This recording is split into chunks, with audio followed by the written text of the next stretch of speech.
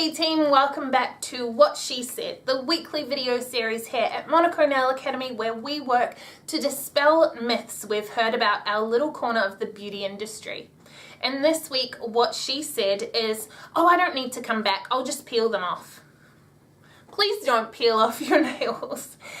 So I hear this quite commonly, not so much with my clientele now because they're generally all regulars that come back on a 2 or 3 weekly basis, but over the years I've heard so many times when I've said, did you want to rebook even if it's just for removal? People say, oh no, don't worry, I'll sort it out. And you know that sometimes can mean that they're going to attempt to soak their nails off themselves, but it often means that they're going to peel or pick or rip off their nails. Now the thing is that your nails do take 12 to 16 weeks to grow completely from the base to the free edge, to the tip that leaves the nail bed.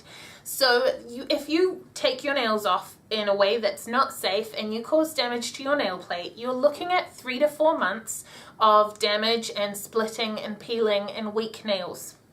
Most people are going to blame that on the nails themselves, the enhancements that is, like the acrylics or the gel polish or whatever it is that you had on. But if that product, if that enhancement is removed safely, then it will actually release from the nail plate and leave no damage behind, meaning that your nails for the next 4 months and beyond will be completely healthy, strong, and not split or break. The way that our products adhere to the nail is that we clean out just the first couple of layers of nail at the very top, and then our products sink in and then tighten around the cells, gripping on like Velcro.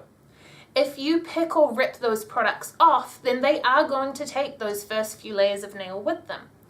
If you soak them, then like I said, the molecular cells of the product itself will actually expand, come out of the nail without causing any damage, and just be removed. It frustrates a lot of us nail techs when the products get blamed for ruining people's nails, and we know that it's completely avoidable. So next time that you think, I don't need another appointment, I'll just pick them off, change your mind, rebook, and make sure that you budget for the removal as well as the application. If you're a nail tech, feel free to share this video, share it with your friends, with your clients, check it on your Facebook page, and then comment below and tell me what nail myths you've heard from clients, friends, and peers alike. I'll see you next week with another What She Said.